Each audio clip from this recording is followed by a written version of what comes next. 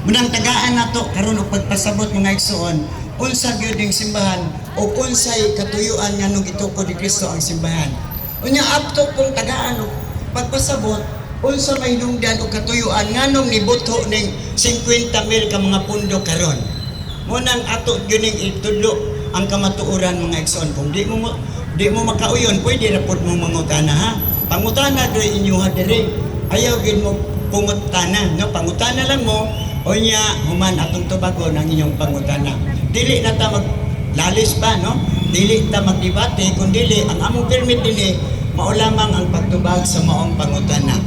So mga igsoon, unang katuyuan ni Kristo nganong gitukod niya ang iyong simbahan tungod kay gusto ni Kristo nga ang tanang katawan sa tibuok kalibutan mamahimong mga Kristiyanos. So kay gusto man ni Jesus, mao na nga nanglakaw ang iyang mga tinunan. Og unsang pagdiha kita nahimong mga Kristiyanos, matud pa ni Kristo, bunyagi sila sa ngalan samahan sa Anak o sa Espiritu Santo.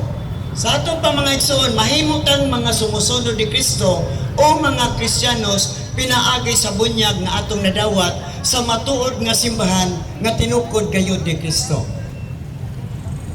Pila man kabunyag ang atong dawaton aron mahimutang Kristiyanos. Matud pa sa Epeso kapitulo 4 bersikulo 4 ngadto sa 5, mingon si San Pablo usa ka Ginoo, usa ka bunyag ug usa ka lawas. Usa ra ka lawas ang mubunyag nato. O kay usa ra man ka lawas, usa ra pod ang bunyag nato madawat. Ug unsa man ning lawasan ang bunyag nato, walay lain ang simbahan nga gitukod sa atong Jesucristo. Kay usa ra man ka bunyag ang atong dawaton, usa ka pagtuo, usa ka paglawom, usa ka bunyag, di modo usa ra pod ka simbahan ang mubunyag sa tao aron mamahimo siyang membro diha sa katilingban nga gitukod sa atong Ginoong Kristo. So klaro mga igsoon mo na hinungdan ngano nga nagtukod si Kristo og simbahan. Ikaduhang rason o katuyuan.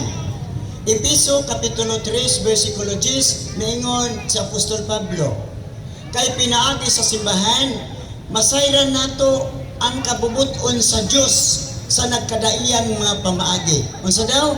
Pinaagi diay sa simbahan masayran nato ang mga pagtulunan sa atong Ginoong Kristo. Muna nga ang simbahan gitukod ni Kristo aron pinaagi sa simbahan masayod ta sa kamatuoran. Epeso kapitulo 3 bersikulo 10. Ikatulong katuyuan nganong gitukod ni Kristo ang simbahan. Buhat kapitulo 13 bersikulo 47. Unsa may giingon ni Apostol Pablo mahitungod sa simbahan? Mingon si Apostol Pablo, kay kini ang gisugo kanamo sa Ginoo. Gibutan ko ikaw simbahan nga kahayag alang sa mga diliw-diyo. Aron pinaagi kanimo simbahan ang kaluwasan moabot hangtod sa kinatumyan sa kalibutan. So unsay gingon? Gibutan diay sa Ginoo ang simbahan aron pinaagi sa simbahan ang kaluwasan moabot kini ngadto sa kinatumyan sa tibuok kalibutan. Munang nasayod ta mahitungod sa kaluwasan kay dunay simbahan. Nya kinsa may nagtudlo nato? Ang tinuod nga simbahan nga gitukod ni Kristo. Sunod, unsa pa man rason o katarungan nganong gitukod ni Jesus ang iyang simbahan.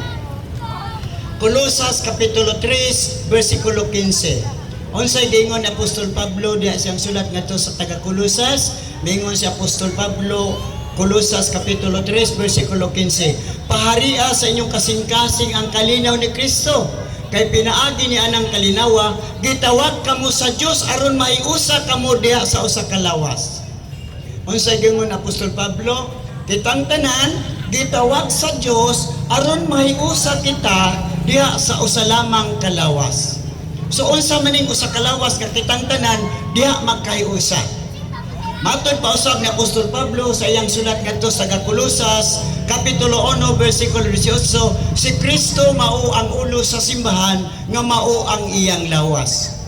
So unsa daw? Si Kristo mao ang ulo sa simbahan o kanang simbahan nga gipanguluhan ni Kristo, lawas na ni Kristo. Sabton nga kitang tanan diay mga igsoon gitawag sa Dios aron mahiusa diha sa usa lamang ka simbahan. maunay kabubuton og tuyo nganong nagtukod si Kristo og simbahan. Mo nang ningon si Apostol Pablo sa 1 Corinto kapitulo 14 versikulo 33. Unsa may giingon ni Apostol Pablo sa iyang sulat ngadto sa Corinto kapitulo 14 versikulo 33. Mayingon si Apostol Pablo rin, kay ang Diyos wala magtawag kanato aron magkaguliyang kita, kundi aron makabaton kita og kahiusahan. Wala tatawga sa Ginoo aron magkaguliyang ta. Unsay tumong sa Dios nga kita gitawag niya aron makabaton kita og kahiusahan. Og kining maong kahiusahan mga igsoon, mabatunan lamang sa tao kung paharion niya diha sa kasing-kasing ang kalinaw ni Kristo. Pero unsay nahitabo karon? Walay kalinaw ni Kristo diha sa tong kasing-kasing. Kay nagkadaiya naman kita karon og mga pagtulunan sumala sa pundok nga atong gipasakupan. Pero unsa pila ka simbahan ang gitukod ni Kristo, isa ra gyud. Wala magtukod si Kristo og daghang mga simbahan. Muna nga ang katuyuan ni Kristo nganong gitukod niya ang simbahan aron do na tay kahiusahan. Sunod, asa ta may usa diha sa maong usa lamang kalawas. Ug unsa kanang lawasa nga diin ang tanang tao gitawag sa Dios aron may usa ni anang maong usa kalawas. Kolosas 1